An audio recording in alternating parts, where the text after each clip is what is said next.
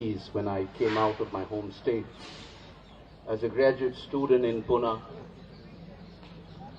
I was asking this question in the 80s. What is the place of Manipur or India's northeast in the scheme of things in this great country? And what is the place of Manipur or India's northeast in the scheme of things in this great country? I'm pretty aware of the impact of pan-Indian nationalism in my state right from the beginning of the 20th century. The poetry that I have read, which was written in the early part of the 20th century, to people even celebrating Manipur's merger with the Indian Union. All those people who fought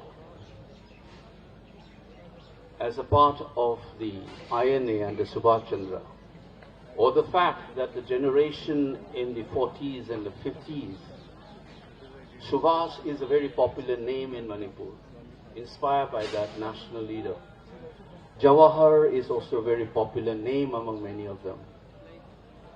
Despite that kind of an affiliation, the Northeast has always been looked upon with suspicion and constantly questioning. I have said this as academic, speaking in many platforms in this country, including capital city, both in seminars and public meetings, that this suspicion is so endemic in this country. And I have said, some people say, Manipur's issue has not been taken care of. This is not the first instance. There have been instances before. And I said this in a paper I wrote some 25 years ago. I said, people say it's a tyranny of distance. And therefore, it is a question of out of sight, out of mind. मैं बोलता हूँ, ये issue नहीं है. हकीकत में क्या है? Is the question of out of mind, therefore out of sight. This is 25 years ago I wrote राष्ट्र चेतना. उसी का एक हिस्सा नहीं मानता, तो आपके सामने होकर भी वो देखेगा नहीं, आप register करोगे नहीं. Since it is out of the mind of the Indian consciousness, even if it is in front of you happening, your mind will not register. I have taught students from Kerala to Kashmir, from Gujarat to Nagaland. I have my students who are senior faculty members in various universities and colleges across the country and abroad. And the feeling that I had as a young graduate student in the 80s, to the kind of articulations that I have done as a faculty in the last 30 years, all have come back again with this incident, the manner in which the government of India has looked upon the crisis in Manipur. I thought that things will change one day. The things haven't changed. That's a very bad feeling that I have, sitting inside the temple of democracy, the largest democracy in the world. As a member of parliament, as I said, I often ask myself silently, do these fellow members feel the way I feel? The way I feel about my home state and its place in this great country? Like scores of students, right from my time, for that matter even in my father's time, when he came out for studies in the late 50s and early 60s, in the so-called mainstream. The kind of experiences they have gone through, which was registered in a memoir of a well-known singer, a very, very popular figure in Manipur, Pahari. Nongaitem Pahari, who is also called the Melody King of Manipur, who happened to be again the founding member of the first liberation organization in 1964 because of what he had gone through outside Manipur. the kind of humiliation, kind of invisibility that Manipur was in the 50s and 60s. It's not surprising that I know I saw the same thing, the same experience in the 80s as a student. I've told many of my students these stories. And now that I'm also a member of this parliament, and the manner in which the issue of Manipur has been looked upon often made me feel that this country hasn't changed much. So I will continue to use this expression called in. This government, which is supposed to be driven by a nationalism,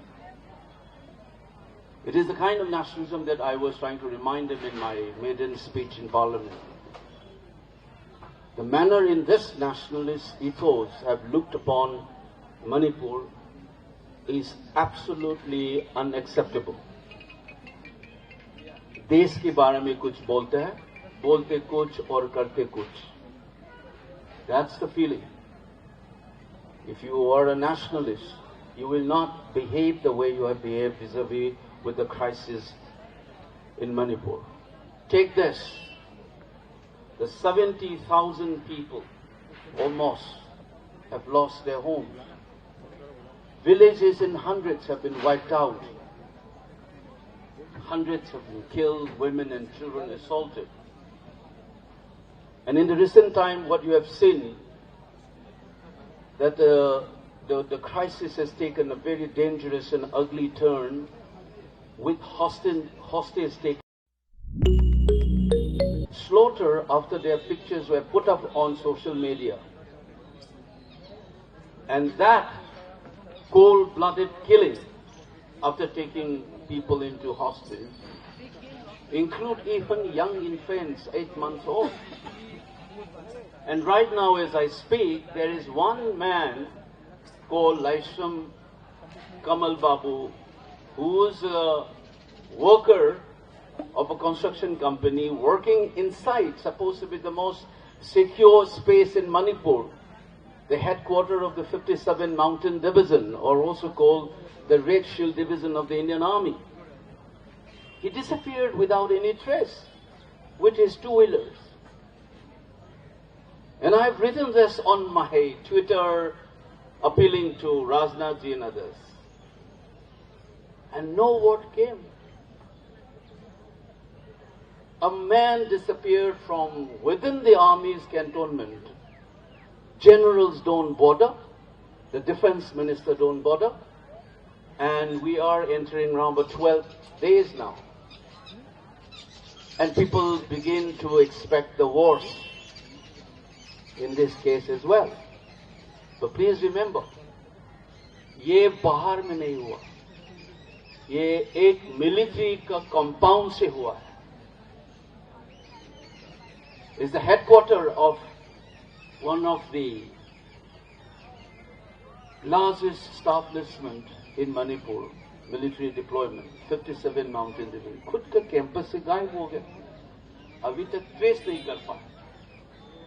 फिर भी defence minister कुछ बोलते नहीं, army chief को कुछ बोलना नहीं.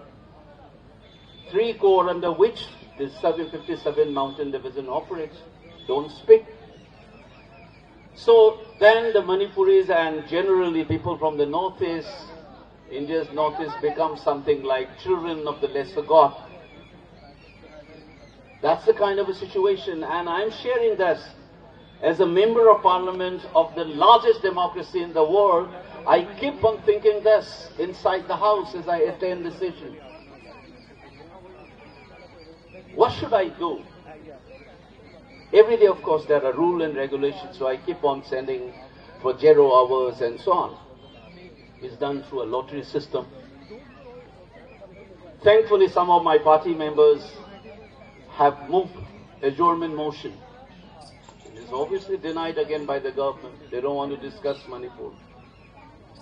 I'm hoping that before the end of this session, just as we protest against Adani every day, I am just desperately hoping that one day my party and other rest of the MPs will do a protest in front of the Parliament on Manipur issue, even if they refuse to discuss it on the floor of the House. I'm desperately hoping, and Shashiji is here, my colleague, I'm sure that we will put in this word as well as we move. My party members have come here, our MPs. This is little that we can do for this government who doesn't seem to hear anything. Before I wind up, let me put things on straight. Today's protest, one must think very clearly. Our society has been divided, and this BJP is used to doing this policies. They thrive on polarization in society. They always do that. And the Manipur society is deeply polarized, is something that we must understand is a byproduct of a politics. Second part, please remember that a great country like India, I've spoken before I fought election in this sport as a part of the civil society groups, 2023, May, June. This is a very familiar space for me. In fact, the entire jantar mantar since my student days, this is where we used to do protests, or the Parliament Street. Like most Manipuri students who were a little active, I was also detained in this Parliament police quite often during those days. And this sport, I have reminded this, and I'm reminding as an MP again. India, militarily speaking, is the fourth most powerful state in the world in terms of its military strength and power. It is the fifth largest economy in the world. Manipur population is barely 3 million. Expected to be around 33 right now, 33, 34 lakhs. As much as the population of New Delhi's district. In such a small, you have 2 divisions of army and 60,000 people, security personnel were sent in the very next day after the violence erupted on 3rd of May 2023. On the 4th and the 5th of the same month, more than 60,000 people, security personnel were sent in. And recently they have done it again. And there are notorious laws like Armed Forces Special Power Act, which give extraordinary power to the security personnel. Despite the presence of these 70,000 troops, new troops, besides the old deployed soldiers in such a tiny state, how is that 60,000 people have lost their homes? How is that the death toll continue to rise even today? We need to ask this. Instead, the Prime Minister and his puppet regime in Manipur continue to say that, the peace is returning in the state, violence has gone down. These are part of his speeches on the floor of the House. If the the violence has gone down, how come the death toll continue to rise even today? When he first says that peace has returned, according to my own assessment that I have done with my team, when he said that the first time, there were 30,000 roughly who were homeless. And today is 60,000 plus. And death toll was below 100. Now it becomes 258. This doesn't count, it doesn't include those persons who are missing. Missing person में security का garrison से भी है. That's what I said. So who's going to be secure if you are not secure even within the campus of the largest military headquarters in Manipur? How safe are we? Now who's supposed to answer this question? I said that is why on this platform I said don't blame a particular community. Blame their elites in politics. And most importantly, let's understand the meaning of government. Why do we have government? It is the responsibility of the government. Look at Indian Constitution, Article 12. All your fundamental rights, that chapter begins with Article 12. trying to remind you what is state. And all the fundamental rights enshrined in the Constitution is an obligation on the state to protect and preserve and ensure those rights. इसीलिए उस fundamental rights का chapter का पहला article 12 में state का meaning को define किया गया उसने. And now that state has completely absorbed of his responsibility. Not only that, it hurts me because as a student of social science, you know, people say what was tribalism in Africa, communalism was in India. They essentialize the conflict between Hindus and Muslims, just as the conflict in Africa.